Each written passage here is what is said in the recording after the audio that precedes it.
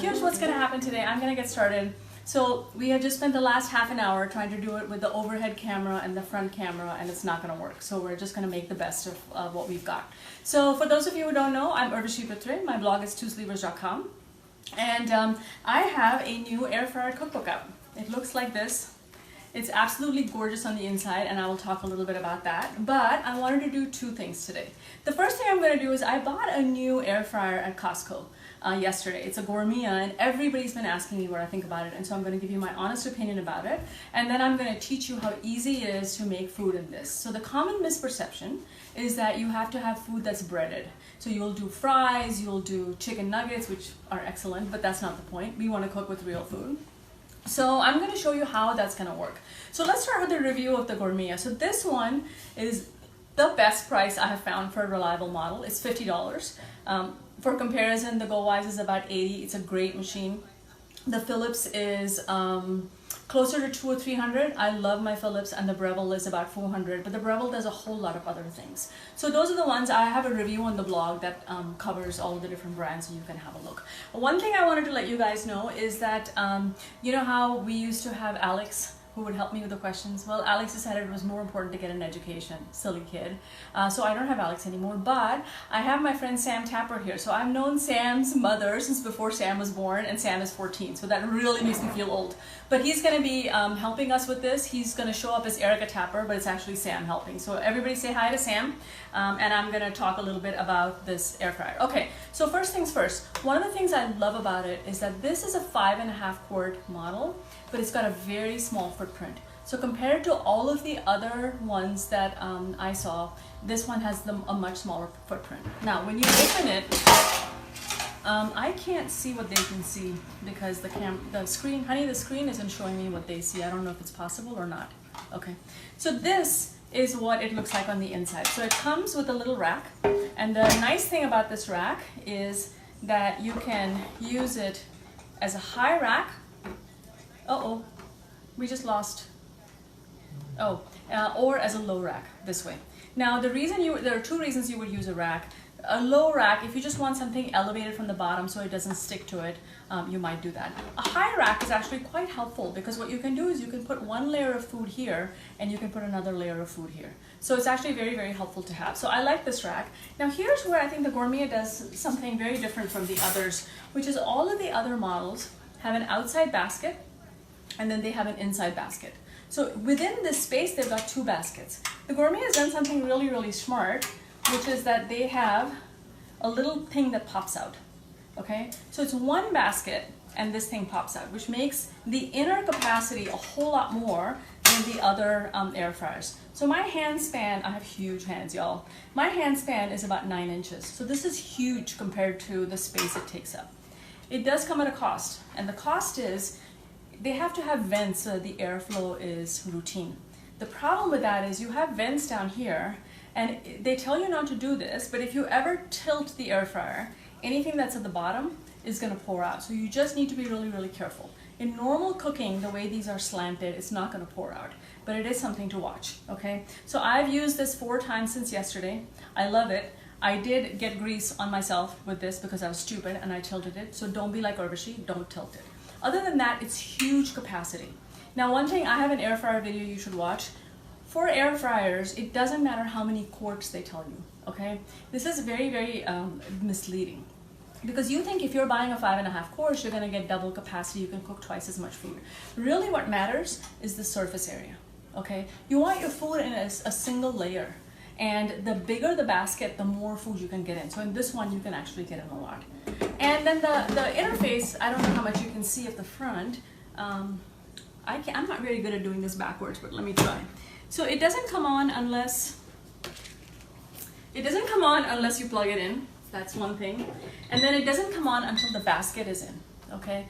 So you definitely wait for the basket to go in. And then it's got the start button. Can you guys see this? Yeah, you can. It's got the start button. You adjust temperature here, and you adjust time here. Sam, how are we doing? Are we getting any questions? Is everybody okay? No questions yet. Okay, no questions yet. Perfect. You guys ask questions because he's gonna, hey, Shelly, I have not talked to you in forever. We need to catch up. Okay, so here's essentially, it's very, very simple. You set the temperature, you set the time, you're good to go. Now, in this book that I've written, there are 100 recipes. Not one of them calls for preheating because I do not have the patience to preheat. So you don't necessarily need to preheat. At least the way I've written these, you don't need to preheat. Majority of the recipes in that book are 10 minutes of prep time, 30 minutes to an hour of marinating, 24 hours if you want to, and then 10 minutes to cook. So 10 minutes active time, marinate, 10 minutes cook time. And you can get dinner on the table really, really fast. So that's kind of how I've set these up. Now, if you have any other questions over the Gourmia, you guys type them in. I am going to actually move to the cooking, and I'm going to show you. So we're going to make a fennel chicken recipe. This is actually a very, very popular recipe amongst the people that have tried it. I know this looks like a lot of different ingredients, but it's really aromatics and spices. So fennel is actually very, very common in South Indian cooking, and I had somewhere, yeah, hit me. Joe Watkins asks, is this improved over the first one you tried? Yes, it is much improved over the first one I tried. The first one I tried, the vents, I think I may just have gotten a defective model. The vents weren't quite correct. So I could not have endorsed that first one, but this one has actually worked out really, really well. Like I said, you just can't tilt it. Darling, you're in the group, you need to be on the page. Fennel seeds. This is what they look like. They taste a little bit like licorice, a little bit like anise seeds. They're really good. You can get them at the Indian grocery store. You can get them at Penzies. You can get them at Spice House. You can get them anywhere really. Fennel is actually quite popular. You know, if you like Italian sausage, there's fennel in the Italian sausage. So it's not completely strange spice. You'll actually be used to it. Okay, can everybody see the table? I'm having to reorient because we don't have an angle. So I was just kind of wondering if everybody could see. All right, so here's what I have. I have chicken. Now the one thing I've learned about air frying, there needs to be oil, grease, either in the food itself, like for example, you know, if you're doing chicken breast, you really want the skin on it. Or you have to add grease. Very dry food is not gonna cook really well, okay? Now when I say add grease, you're talking about a tablespoon or two. So you're not inundating it in grease, you're simply covering the top of it in grease. And if you're wondering how these air fryers work, they work with convection heat and hot air.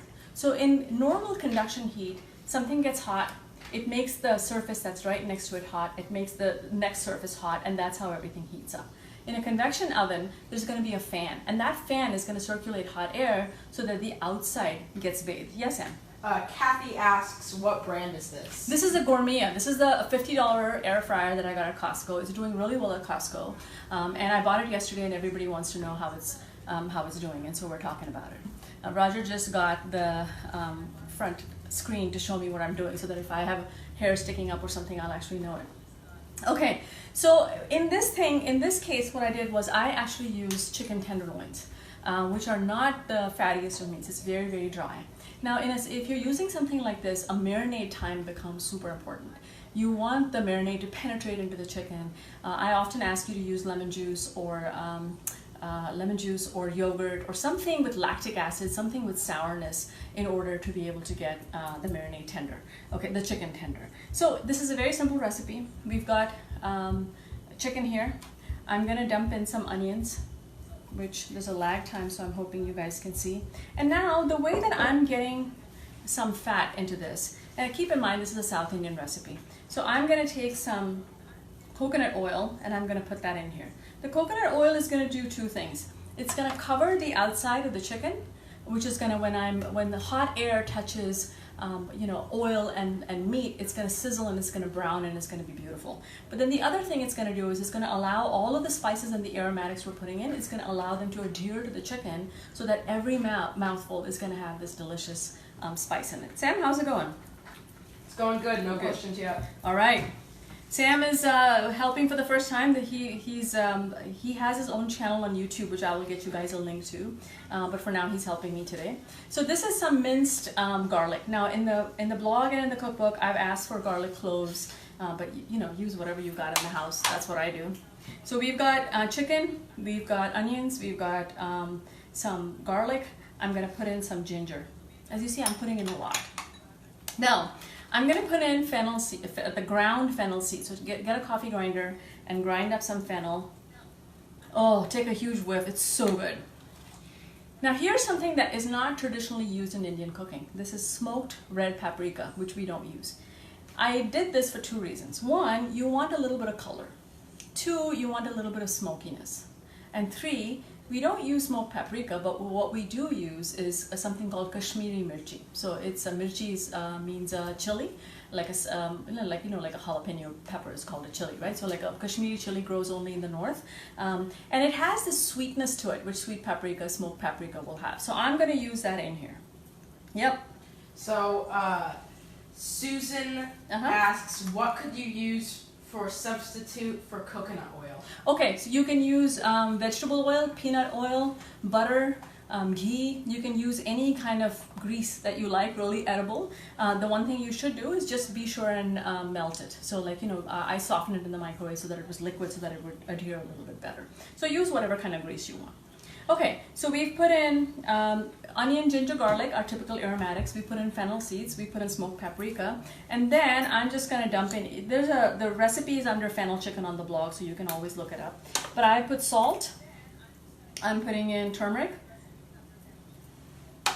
I'm putting in cayenne pepper, which I love, and I am putting in some of my famous garam masala, because what kind of a recipe would you have without that?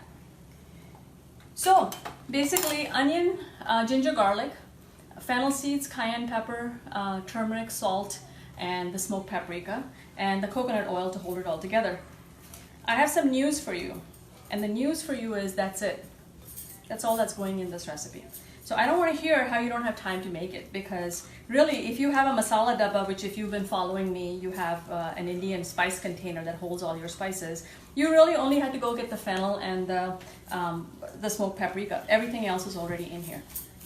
So now you're just going to mix it. Now ordinarily what would happen is that you would marinate this. So you cover this up. Now, okay, look, if you weren't watching, you know what I would do?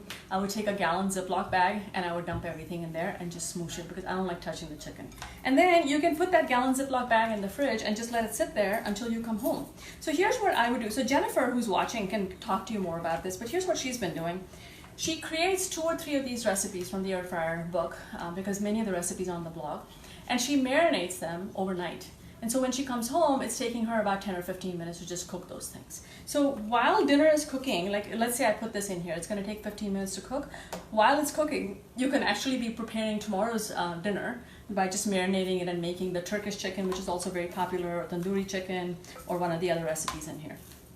So that's it. I mean, I almost feel stupid having this as a Facebook Live, because how complicated was this? And then I realized it doesn't have to be complicated. It just has to taste good. All right, so I have mixed all my spices. I've mixed all of this.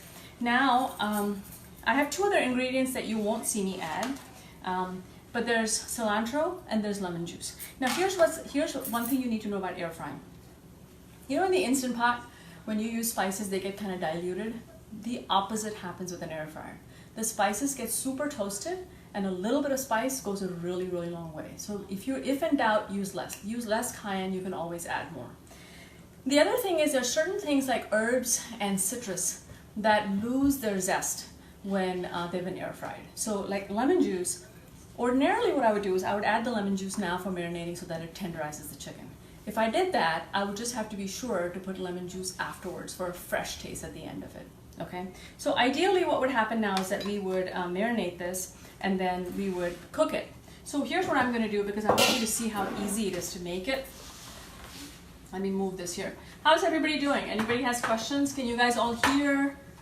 Am I upside down? Because you know that's happened before. Everything is good and there's no questions yet. Excellent.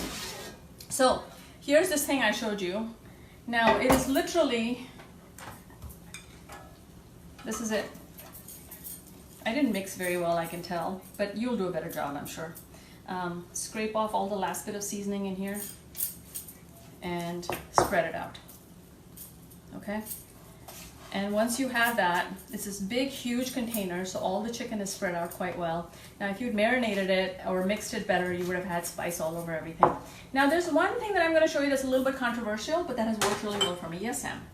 So I've got 2 questions. Yep. One from David is, yeah. Can you freeze fully prepared recipes in the marinating stage? Yes, and I would totally do that. So I have actually the cilantro chicken legs. always frozen. And there's another one, I think there's one more recipe. Oh, the Thai Gayang chicken. It's wonderful, the marinade smells delicious, and the longer you let it sit, the better it is. So what I would do, like I said, put it in a Ziploc bag and freeze it flat. And that way you can stack a bunch of the recipes that you make from here. In the morning, take it out, put it in the fridge, go to work, come back, it should have thawed, and you're ready to go. So I mean, I'll tell you what, I love my Instant Pot, you guys know that, but this thing, with the recipes that I've created for you, except for the desserts, which I'll talk about, except for the desserts, the meats, the fish, the seafood, the chicken, it's a nothing thing to cook them in the air fryer.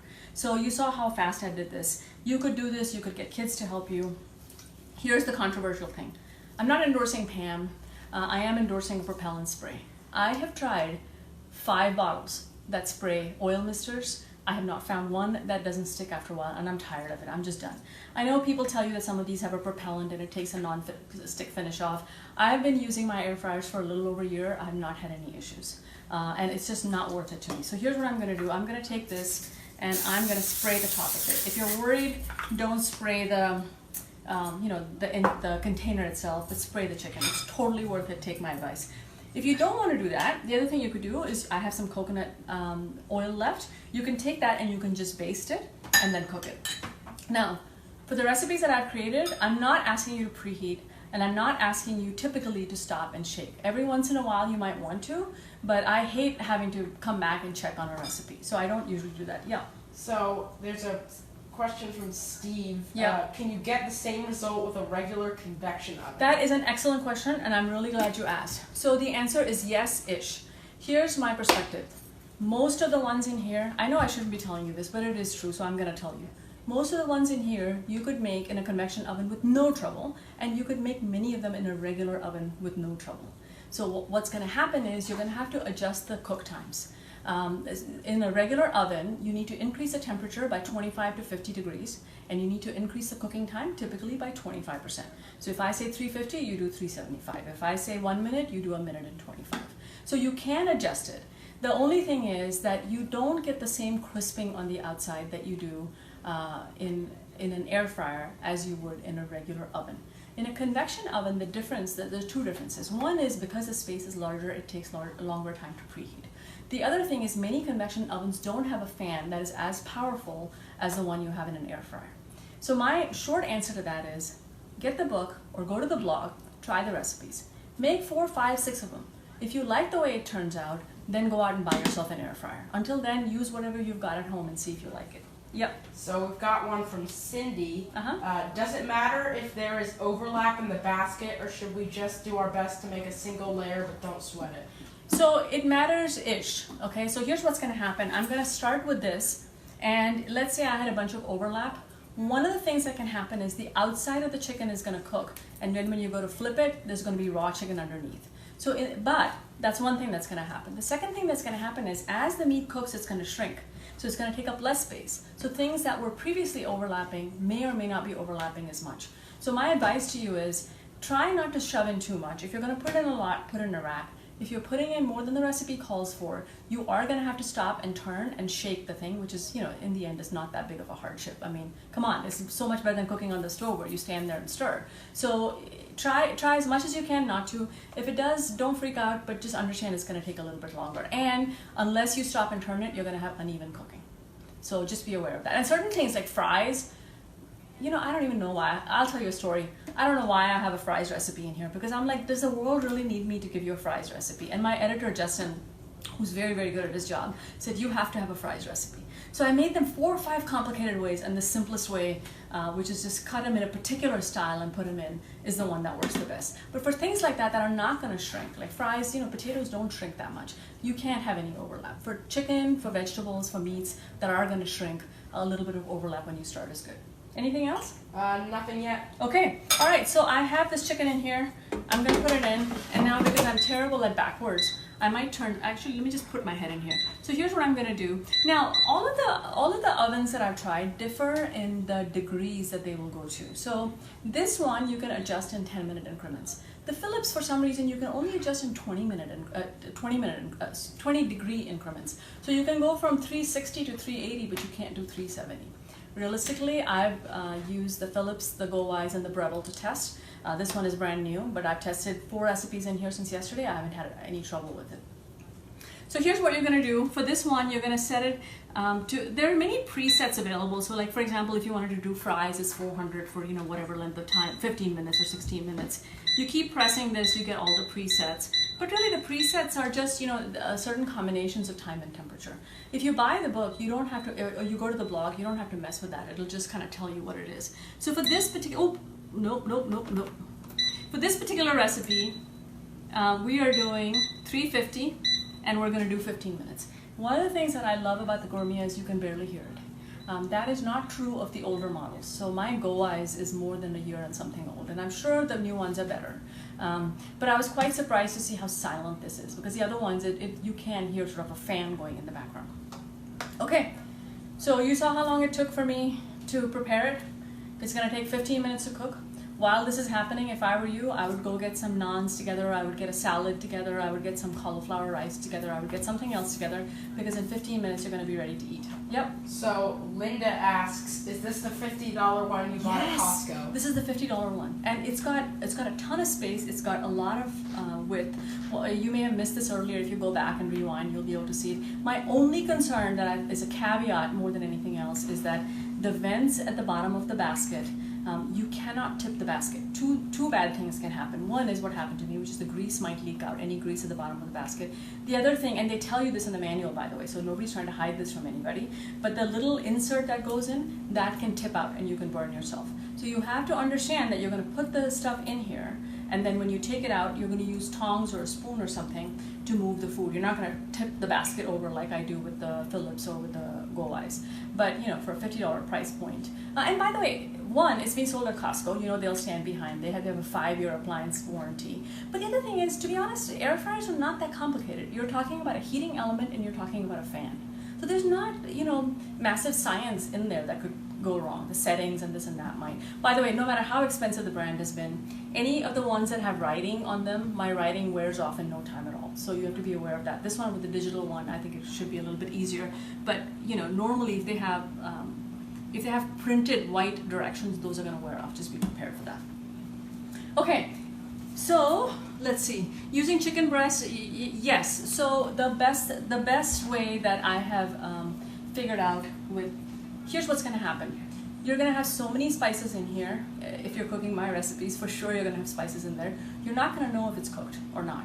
And the difference between cooked and not is not only dangerous, but also annoying, because then you have to put it back in. So one of the most important things you can get for yourself, which I had, is this. It's a meat thermometer. Buy yourself whatever brand you like, whatever your favorite person recommends, but you must have one of these.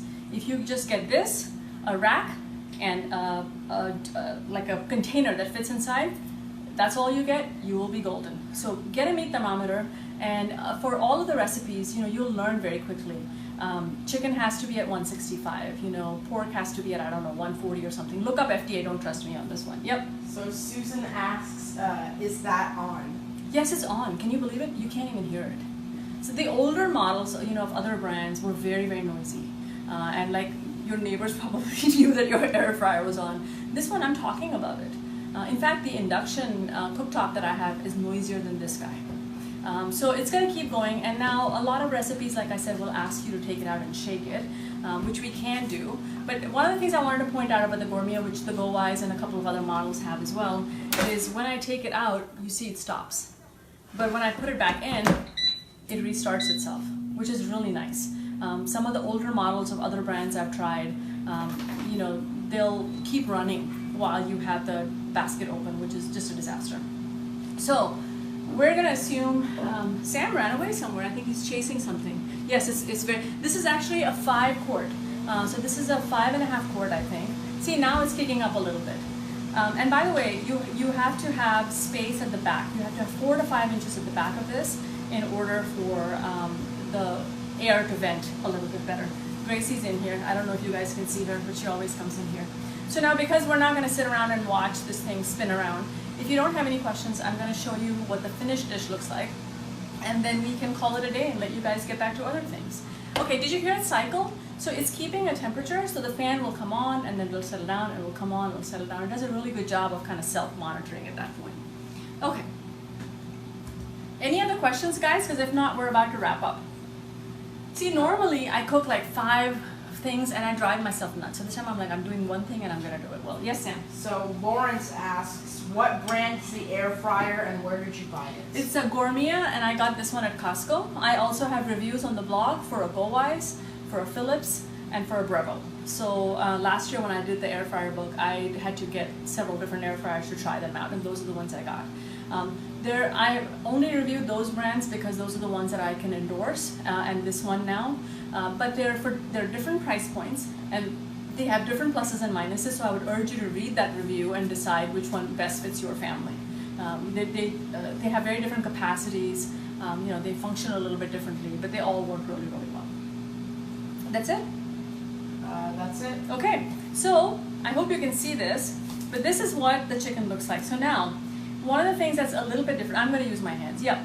Lawrence asks, is this one on the blog? This one isn't. I just got it yesterday at Costco. So I haven't reviewed this one yet, but you guys are seeing it live for the first time now. Okay, here's the chicken. And I don't know if you can see it well enough or not, but there is definitely browning and crisping, just like you would get with broiling or grilling. The problem with broiling or grilling sometimes is you can dry out the chicken, and this chicken didn't dry out. Yes, Sam? So Kathy asks, not the Power XL? The Power XL, the Avance Power XL, wait, no, this is not the Power XL. I know which one you're talking about. This is not the Power Air Fryer. This is a $50 Gourmia that I got at Costco. And it's brand new, and this one I did not find it on Amazon. So Roger's holding the chicken, and I'm afraid it's going to fall down, but he's very adept usually. So I want you to see the chicken. Look at the surface. We put in something that looked colorful, but not like this. And the chicken definitely wasn't crispy on the outside when we put it in.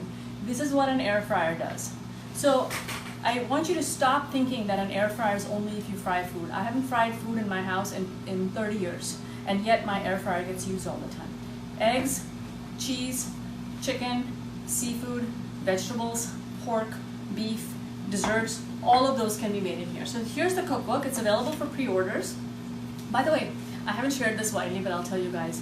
It's actually going to be on Costco, in Costco. So I'm very, very excited about that. Yes, Sam? They want you to hold the chicken down near the table so they can see it again. Near the table here? Yeah, in the middle, I think. I don't know where. Me?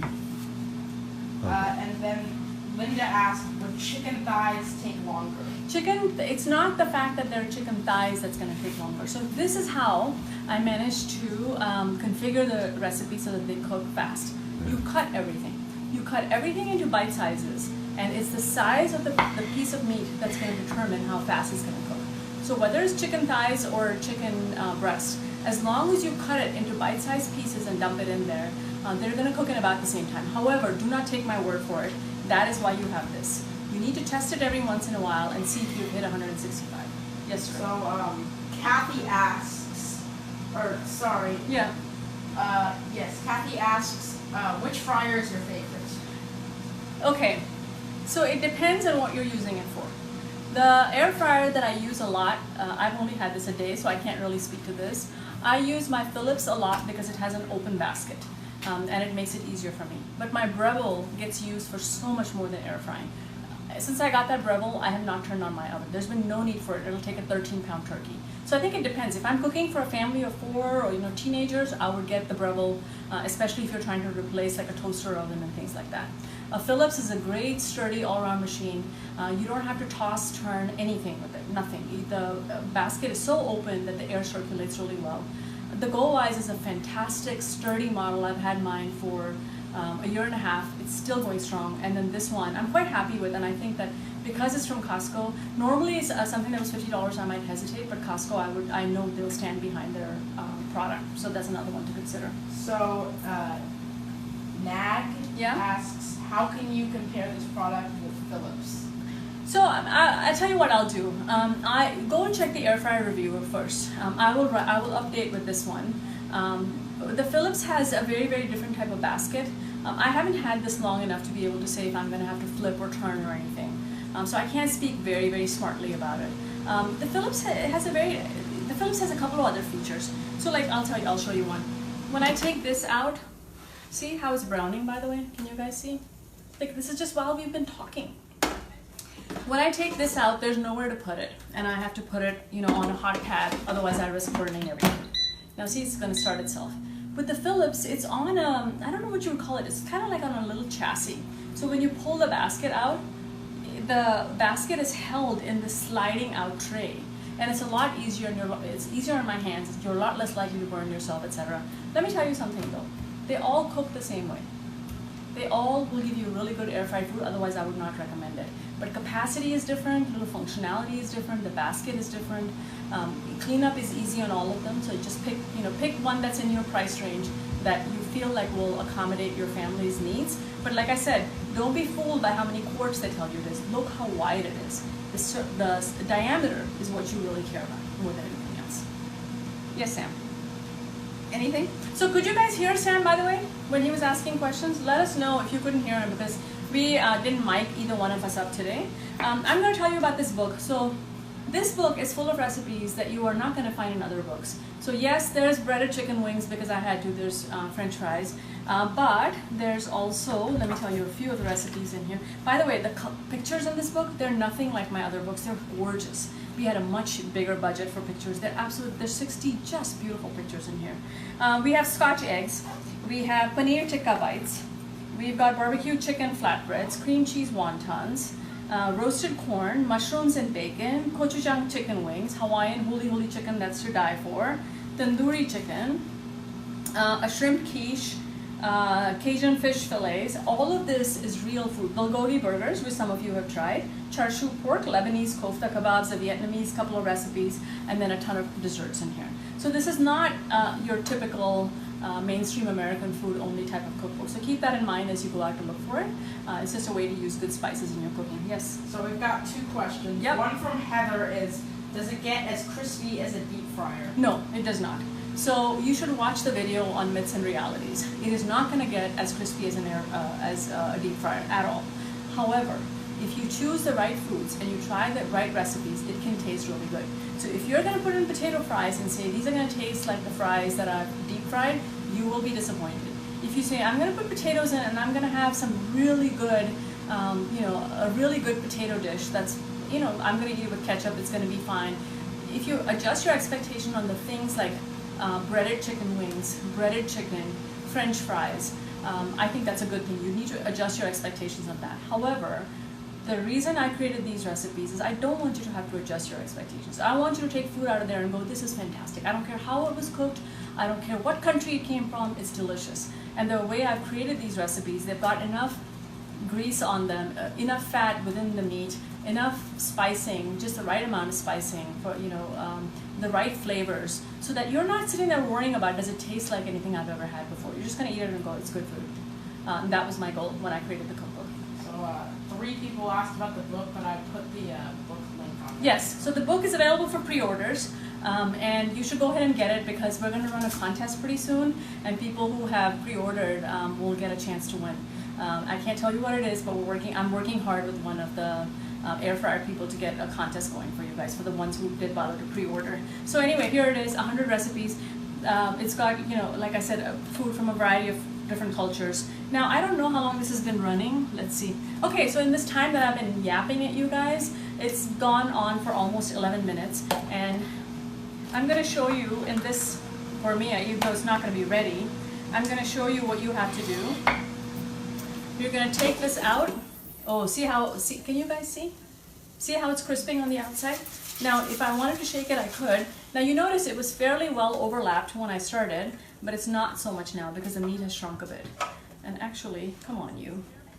Okay, so I'm at about 148, chicken 149. Chicken needs to be about 165. So I'm not completely done. You have to put it on a hot pad. If you wanted to, this would be a good time to spray one more time. And yes, I use Pam. You can use whatever makes you happy. And put it back in. So another 5-10 minutes, it should be done. Yes. So we've got 2 questions. One from Steve. Yeah. Is an air fryer good for keto recipes? So that's an excellent question. 65 of the recipes out of these 100 are low carb or keto. I didn't say they were keto because we didn't calculate nutritional information for it, but you can look. The nutritional information is on the blog, but you can look. It's meats and vegetables. So that's the other thing. If you think you're going to bread everything, no, you're not. There's certainly a few potato recipes. The potatoes, Anna, if you're eating carbs, oh my God, it's good. But many of the desserts actually are also, it's possible to make low carb. So you guys know I try to eat keto as much as possible. I didn't want to create breading with flour and eggs and stuff like that. So actually the Scotch eggs, I wrapped them in Parmesan cheese so that they'd be crispy. So there are a ton of keto recipes in here, low carb. And I created a chart, actually Alex and I sat down and created an Excel spreadsheet that a designer made really pretty. But in the back, you can see how many are vegetarian, how many are dairy-free, how many are low carb. So it splits it out. And in the back, I also, for every recipe, had them say what temperature and how many minutes. So if you've made chicken like this multiple times, you can just flip to the back and say, how long does the fennel chicken cook for? 15 minutes. You don't have to go paging through the whole recipe. Yes, Sam? So Heather Young asks, so healthier version of the deep fryer? Yes. Oh my God. A pound of meat will take maybe a tablespoon of fat. And the outside is crispy, as you saw. I made this earlier, so it looks a little sad. Actually, you know what? Let me show you something. These are chicken tenderloins. I put in maybe a tablespoon or two of coconut oil. I got this much times 2 fat. The times 2, the other half, dripped out as I tilted the basket, which I knew better than to do, but that's how much fat it renders. Now, I know what some of you are thinking. If you're keto, you're wondering why you need to reduce fats in your diet.